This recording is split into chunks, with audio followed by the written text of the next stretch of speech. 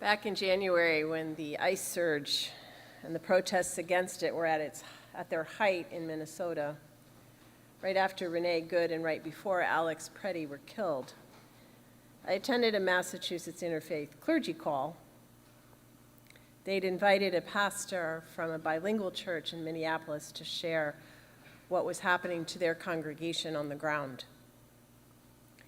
It was disturbing. It was disturbing to hear what a U.S. government agency was doing to anyone with brown skin and anyone who tried to witness or intervene. It was also inspiring to hear about the network of compassion the community had knit together to care for their neighbors. Truly, it was remarkable. The pastor, in describing what they were witnessing, the pulling of people out of their cars, their homes, their places of work, the kidnapping of a child to lure the parents out, the humiliation of an elderly man dragged out of his bed in the cold of night in his underwear. The pastor concluded, "Evil is encamped around us." I couldn't disagree. As Unitarian Universalists, we rarely focus on the concept of evil. Both our Unitarian and Universalist traditions rejected the doctrine of original sin, prevalent in early American Protestant Christianity. Unitarians because they believed in the fundamental goodness of people, and Universalists because they trusted in God's unconditional love. And yet there are moments when we witness such terrible things, when the depth of harm is so great, it requires a word like evil. It requires us to struggle with those big, unanswerable theological questions like, why do people do such terrible, inhumane things to one another? How do we lose sight of one another's humanity? Why does evil still exist when we have history to show us the cost? Why do we persist in it when every religion and every spiritual teacher, the Hebrew prophets, Jesus, the Buddha, Muhammad, the wise ones of earth-centered and native traditions all tell us, love your neighbor as yourself. They tell us, care for the vulnerable. They tell us, welcome the stranger. So this is an ancient struggle. And believe me, I had a choice when I was looking through all the different religious scriptures for reading, because all traditions have a lot to say on the topic. Even Jesus and the Buddha were tempted by evil. But even amidst all of these scriptures, there's no one satisfactory answer to the why questions. There are just patterns. And one that really struck me is this. Evil doesn't always arrive all at once. More often, it grows slowly through what theologian Tripp Fuller described in the reading as sequential complicity, a series of small moral compromises that over time become larger and larger, reshaping what we are willing to accept as normal.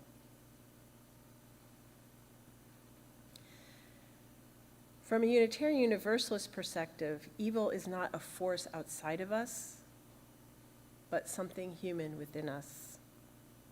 In 2018, the UUA added a pamphlet to its collection. I don't know if you've seen in the hall, we have these collections, what UUs believe about this, that, and everything. In 2018, they added one on evil. A sign that it has become a growing concern, I think, over the last decade. Our faith's attention to climate justice, racial justice, and anti-oppression work has forced us to consider the truth of evil more seriously, on an individual level and on a systemic one. As the Reverend Dr. Rosemary Bray McNatt writes in the pamphlet, however we describe the means by which we experience evil, its source remains the same. our capacity to turn in on ourselves so completely that we lose sight of both our connection to others and to that greater source that binds us together. Whenever we forget who we are, whose we are, and what our relationship to one another is, there lies the breeding ground for evil. It is that loss of essential memory which leads to individual actions and collective structures that reflect and even reinforce that terrible disconnect. Evil has its origins in the abandonment of hope and meaning among those who have lost or never known their core identity as children of the holy and siblings to all people on the earth.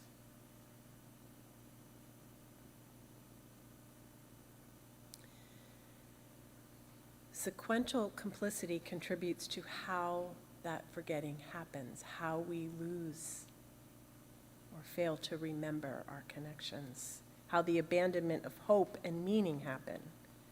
Because it doesn't always begin with dramatic acts of cruelty.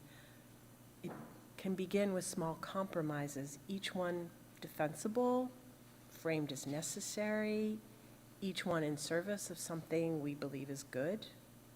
Over time, a movement or a leader invites people to make small moral trade-offs. Overlook a comment, excuse that behavior, dismiss this concern. Each step seems manageable and justified. But slowly, the unacceptable becomes normal. And that's exactly what Tripp Fuller described happened in Nazi Germany. Because once people surrender their moral reasoning to a tribe or a leader, the facts that challenge the narrative feel like attacks. Criticism confirms a sense of persecution, and the louder the scandal, the tighter the loyalty. More people double down. Reflection is a form of betrayal. So before we start pointing to those people who are doing this over there, let's remember this story is not just about them. It is a story about human beings. It's a story about all of us, about what lives in all of us, about how easily fear and grievance and the desire for belonging can reshape our thinking.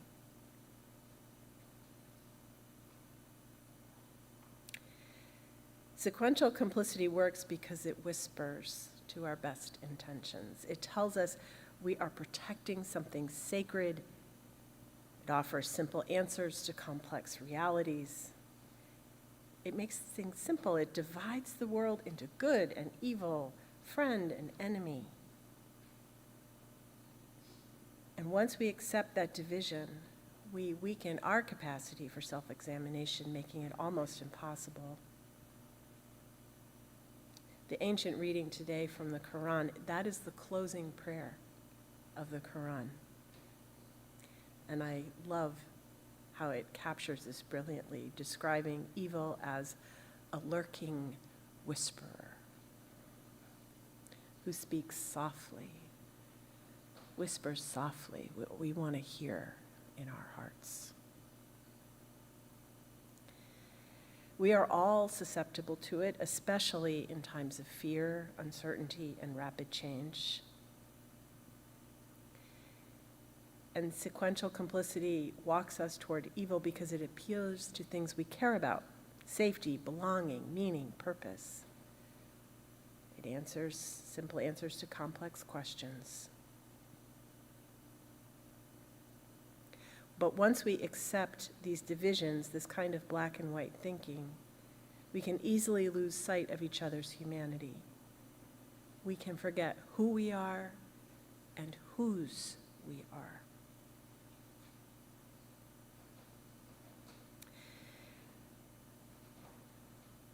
Religious traditions and mythology are full of evil as embodied in the form of demons and jinn and devils and other creatures, but it is not a force that is outside of us, beyond our power as much as we would like to distance ourselves from it. It's very human.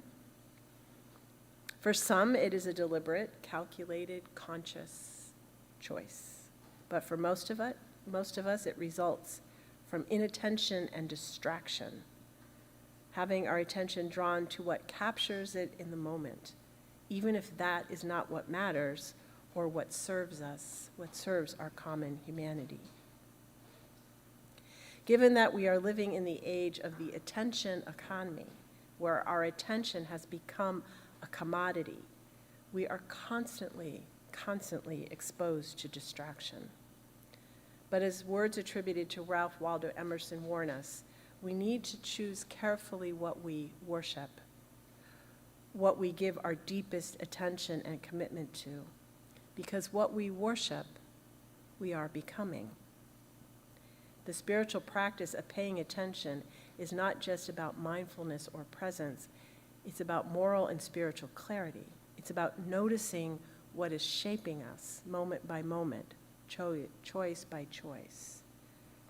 Paying attention is essential to our salvation. If evil is indeed encamped around us, and if we cannot reason with people, even those we love, to recognize this, what can we do? How do we resist it, not just around us, but in ourselves? And how do we reclaim our attention for what is life-giving? We remember that while evil is real, it is not the embodiment of demonic forces. It's very human, and thus within our power to name and confront.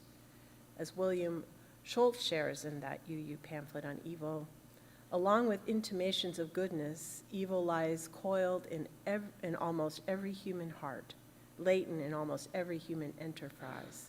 The goal is not to vanquish it, that is too much to hope for, but to temper it. And naming a phenomenon is always the first step toward its taming. The good news then is this: if evil grows through sequential complicity, through small, repeated acts, then goodness can grow in the same way. Like in Minneapolis, the small acts of showing up for one's neighbors, even in the cold, and offering groceries and rides and meals, and using one's own privilege to offer as protection for those who did not have it. If evil begins in forgetting we belong to one another, then our work is to remember that we do belong to one another, and to stay connected, and to keep widening our circle of care. We don't have the ability to resist evil in one grand heroic act. We have to do it step by step, choice by choice, and by paying attention to our own hearts, by paying attention to who we are and whose we are, and by refusing to let fear or division have the final word. To practice loving the world, not in abstraction, but in concrete and demanding ways. This is within our reach, and this is within our power. And it is how, step by step, we refuse to let evil take root.